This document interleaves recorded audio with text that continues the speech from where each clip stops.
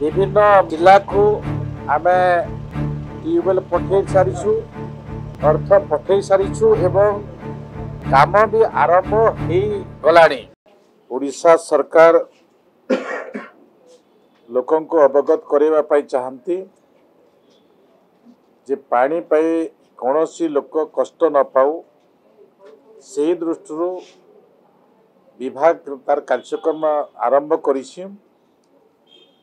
आमे जो 30 जिला अच्छी 35 टी डिविजन रे विभक्त होइछि।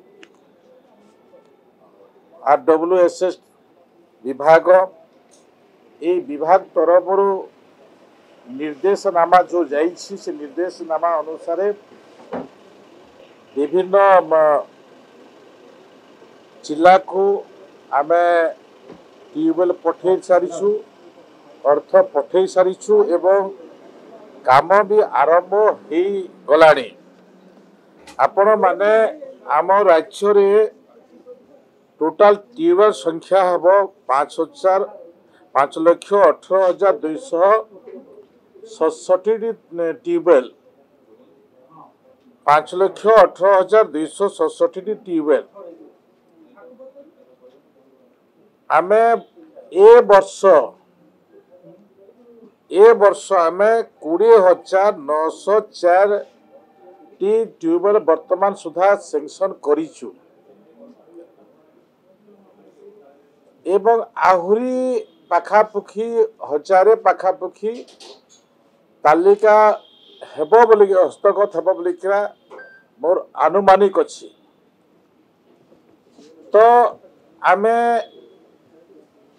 ए ट्यूबवेल व्यवस्था को आखि आगे रखी विभाग सहित जोगाजोग करबा पय मो समस्त जनसाधारण को अनुरोध करी। एतद व्यतीत WSM जहाँ की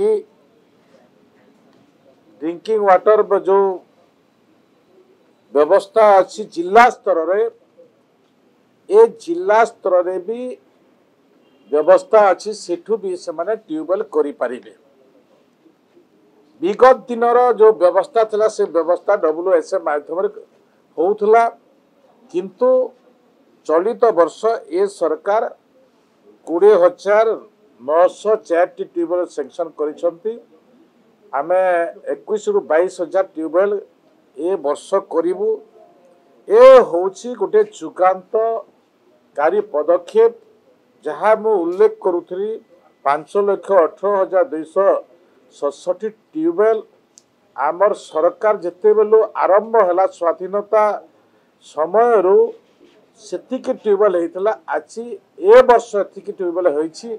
ए बाबजरे 354 कोटी टंका वर्तमान सेंक्शन हो विभिन्न जिला को हस्तांतर आमे करि सारिछु एवं 20,000 पाखापुखी ट्यूबवेल वर्तमान सुधा विभिन्न जिले रे खुला होइछि।